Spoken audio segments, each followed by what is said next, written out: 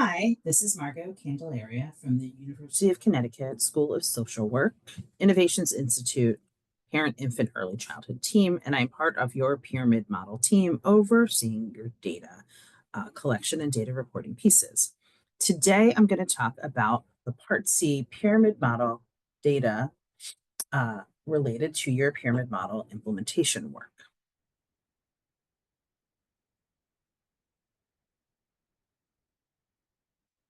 So today we're going to become familiar with the levels of data from Part C implementation, understand the data collection processes, demonstrate how data reports can be used to learn about your program's implementation processes.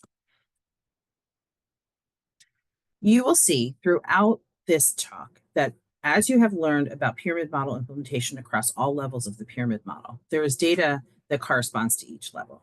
You can refer to the data decision-making and program-wide implementation of the pyramid model roadmap put out by NCPMI for more details.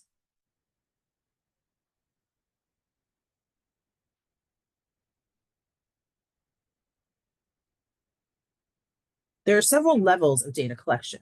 These can focus on fidelity of training and fidelity of program and practitioner implementation. In addition, over time, we will examine processes throughout the implementation phases that is needed to verify progress and assess where things might need more attention in implementation.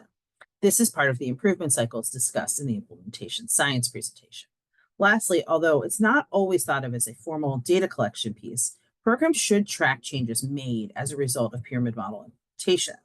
We'll talk more about this later, but this can include things such as maintenance of your pyramid model leadership team over time, changes in program policies or structures that allow staff to serve as pyramid model coaches or have dedicated time for internal coaching, adding universal screening for social emotional concerns, including social emotional goals on the IFSP, adding staff with social emotional expertise to grow internal capacity, and creating new relationships or agreements with local agencies to increase your capacity to engage in community referrals.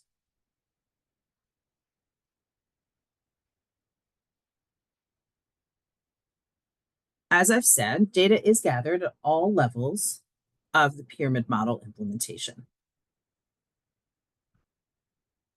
This includes things that correspond with the BOQ. So your leadership team, your staff readiness and buy-in, family engagement, building staff capacity, providing interventions to children with persistent challenging behaviors, and monitoring your implementation and outcomes. All of these are reflected in your BOQ items. However, for providing interventions to children with persistent and challenging behaviors, you also have the Early Intervention Pyramid Model Practices Fidelity Instrument, or your EPFI, which we'll talk about more later, and your changes in practice. And for monitoring implementation and outcomes, you have your BOQ, your coaching logs, your EPFI, and your changes in practice. We'll talk about each of these more over time.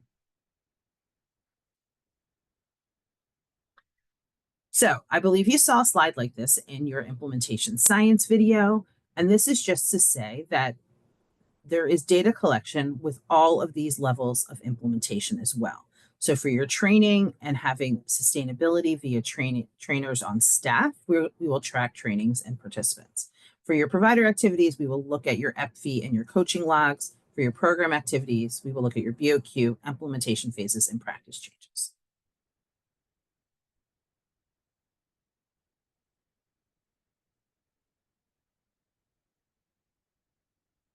So first, we will talk about your training data. Training data includes tracking information about the training. What was the training? When was the training? Who participated? Are all of your staff now trained? Are there new staff who are in need of training? We also will always use a training evaluation, the impact of training and technical assistance tool, or also known as the IOTA. And then this should be collected for every training and reviewed annually to ensure that your staff is fully trained and content is up to date. You will then communicate with your pyramid model team to discuss what additional training might be needed over time. Next, we'll talk about your program data.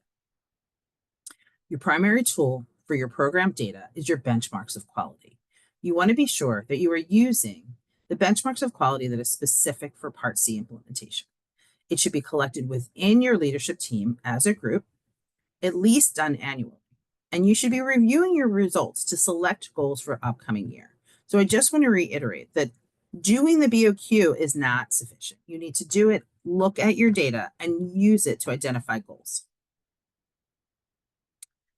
For all of these tools that I will be discussing, NCPMI does have data tools, Excel spreadsheets that you can plug in the data and it spits back at you these kinds of tables and figures. However, for the most part, our pyramid model team will be doing these for you.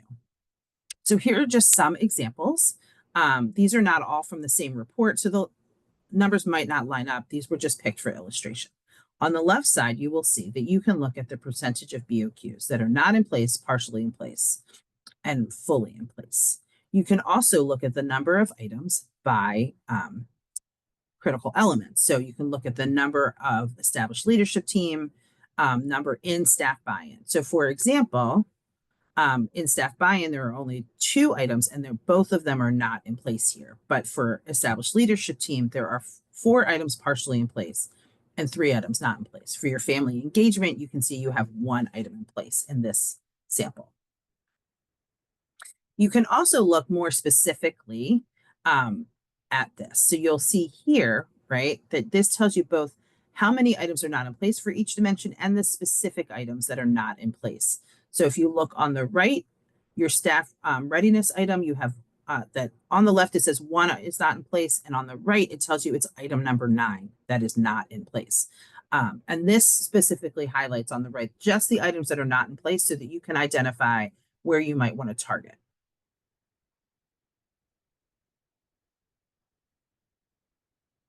Here's another illustration that shows you the number of BOQs that are in place by percentage of in place, not in place, partially in place across either time points or programs. So for example, the numbers 1, 2, 3, and 4 can reflect 4 different programs that you might want to be comparing, for example, in your SISIP work, or it can be 1 program over time point. So that's your first, second, third, fourth time point. It just depends on how you enter the data. And then you can also look and combine them across time. So if we say that this is actually reflecting 4 different jurisdictions across the 4, this is the percent. You have 55% in place across programs.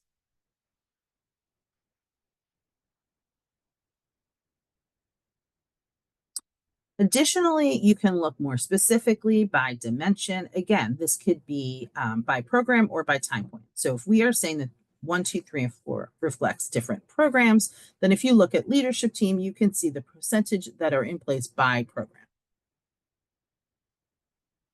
And this gives you an illustration over time with dates. So if you've done a BOQ in 1990 and then 20 and 21 and 23, you can see that the percentage of items in place has increased over time, which is the expectation.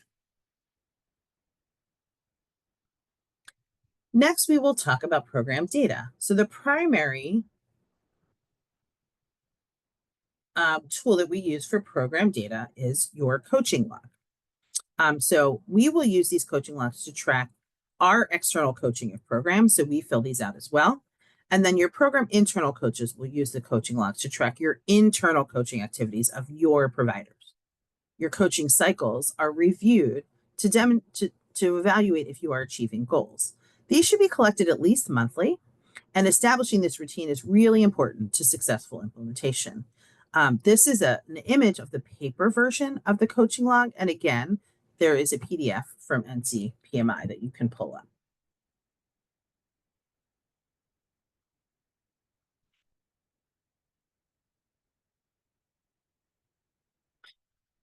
So here are images from the Excel sheet that NCPMI uses for the coaching logs. You can track the number of action plan goals and percent achieved. You can also look at the observed and coaching strategies used over time. So if you look on the left, it tells you your action plan, number of goals, and then percent achieved at different time points. And then if you look on the right, it shows you more details about which coaching strategies were used.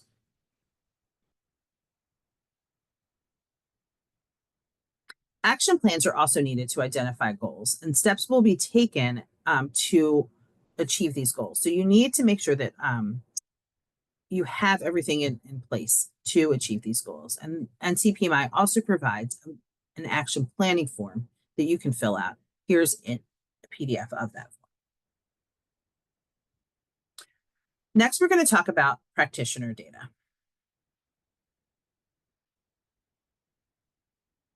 Your practitioner data tool is your early intervention pyramid practices fidelity instrument, also called the EPFI.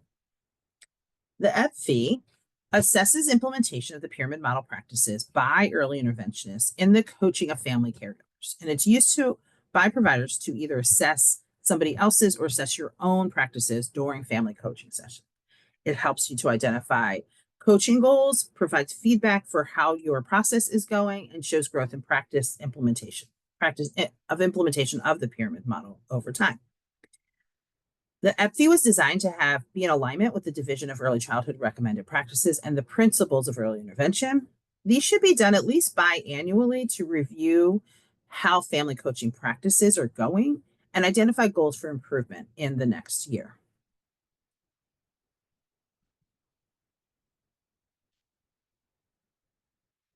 Here is an example of the paper version of the EPFI. It allows you to score things that are conducted via observation, interview, or documentation. So someone could be observing a provider conducting a home visit. Ideally, you do this twice over time just to get validity of observation. It could be done based on an interview with the provider and how, an observer talking to them about how it's going, or it can be done via documentation of how, from notes of how family interactions and home visits are going. The Early Intervention Pyramid Practices Fidelity Instrument provides a score in 6 practice areas: building partnerships with families, social emotional development, family-centered coaching, dyadic relationships, children with challenging behavior, and social emotional assessment, as well as the total. You can actually do these individually. You don't have to focus on the complete form. If you want to just dial into 1 or 2 or a couple of these practice areas, you can do that. Again, there is a data tool and that spits out data. We will do this for you, but you can have multiple data views that gives you feedback at the individual and sort of group coaching level. So you can look at an individual practice summary, and you can also just look at what are the coaching summaries across multiple forms.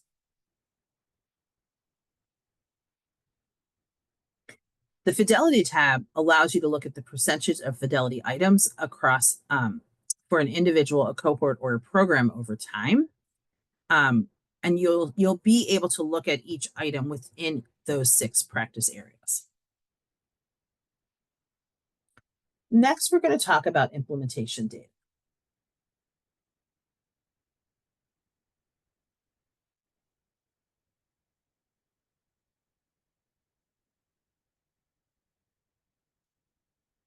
Over time, programs should be evaluating how they are moving through the implementation stages.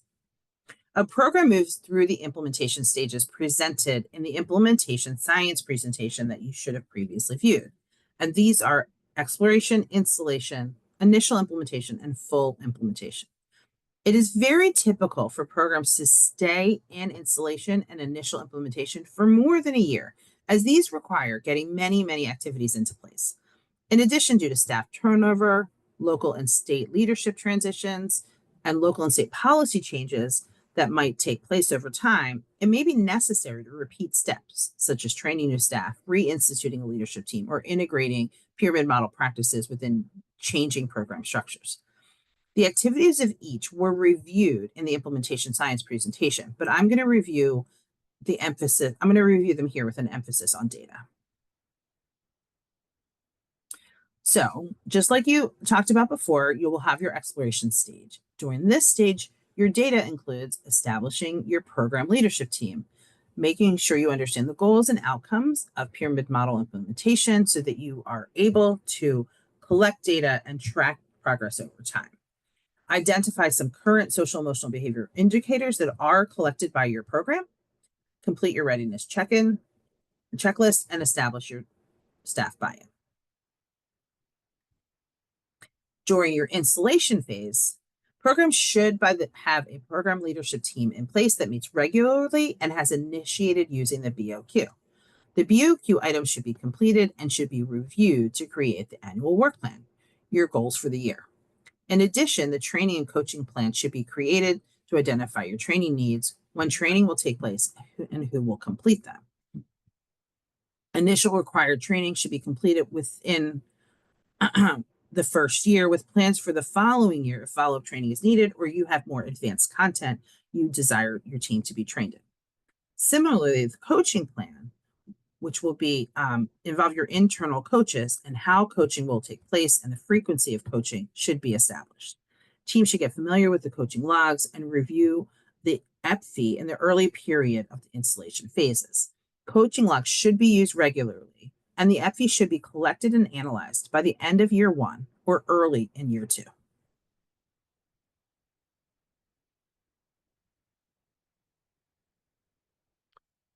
As a program moves into initial implementation, they should be able to engage in regular use of the BOQ, engaging in cycles of review that inform your cycles of improvement. You should be examining what goals were met and also where BOQ might have changed outside of the goals that can inform where there are successes and challenges and what new goals should be. Examination of coaching logs should identify the frequency and amount of coaching cycles as shown above.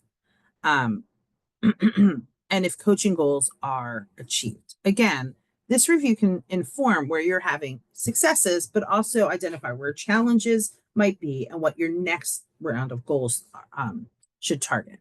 The EPFI is also introduced during the stage with examination of your EPFI scores, again, to identify successes, challenges, and your next round of goals.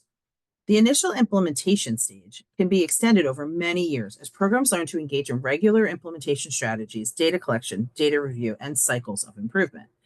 During this initial implementation stage, programs should identify that they have moved beyond installation and are moving toward full implementation.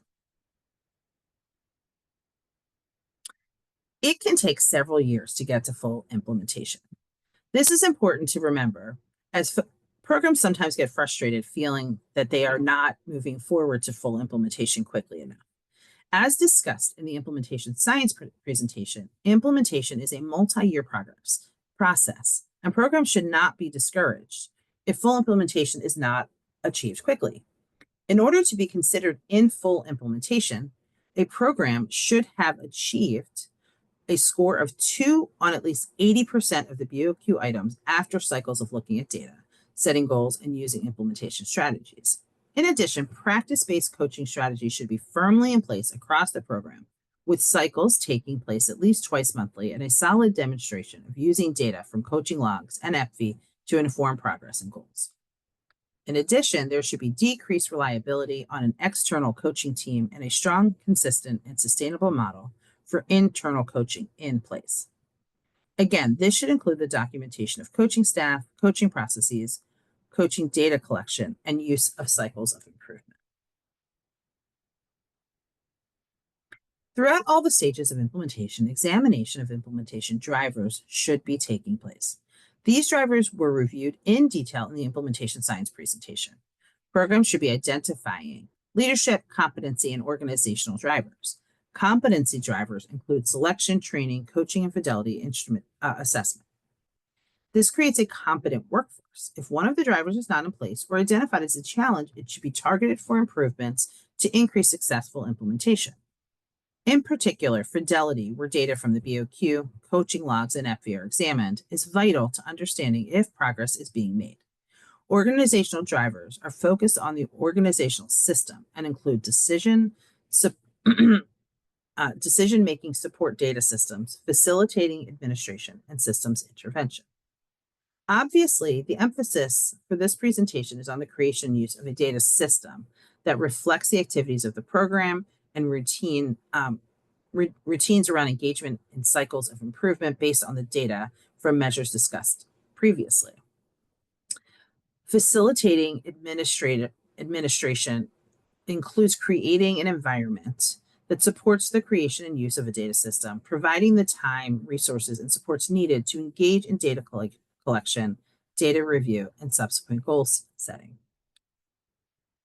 Beyond data, facilitative administration also supports structures to allow for training and coaching and the leadership team as they are needed for successful implementation. Systems intervention focuses on external variables such as policies that support or impede pyramid model implementation. The state system team is the systems intervention organization driver that allows for the implementation of EBPs to take place. Regarding overall data collection and tracking, programs should document when a driver is being particularly supportive or a barrier. It is helpful to know what drivers are in place that allow for successful implementation to ensure that those are acknowledged and secured as necessary. Additionally, if drivers are identified as a barrier, then programs can engage in problem solving to address drivers and document where changes led to successful improvements. Leadership drivers refer to the leaders being able to identify what challenges a group is facing and selecting appropriate strategies to address challenges. Again, leadership responses to challenges and being able to facilitate or hinder progress over time should be monitored as well. Leadership can also be coached on what is needed to ensure successful implementation. Next, we will talk about practice changes. What practice changes are new in your system due to the pyramid model? These kinds of things should also be tracked over time. Although this is not a formal part of NCPMI's data collection identified, it is the primary outcome that we are looking for to see that social emotional practices are now embedded in your system. So this includes things like universal social emotional screening, increased evidence that social emotional behavioral goals are on the IFSP, any staff model changes. This includes having dedicated internal coaches or dedicated time for people to serve as internal coaches, increasing your staff with expertise in social emotional needs and interventions, and or increasing community partnerships that increase your referral network, and then use of the of PSF parent groups to engage families. Thank you for your time today. I appreciate you watching this video. If you have further questions about pyramid model implementation and the use of data, you can email us here.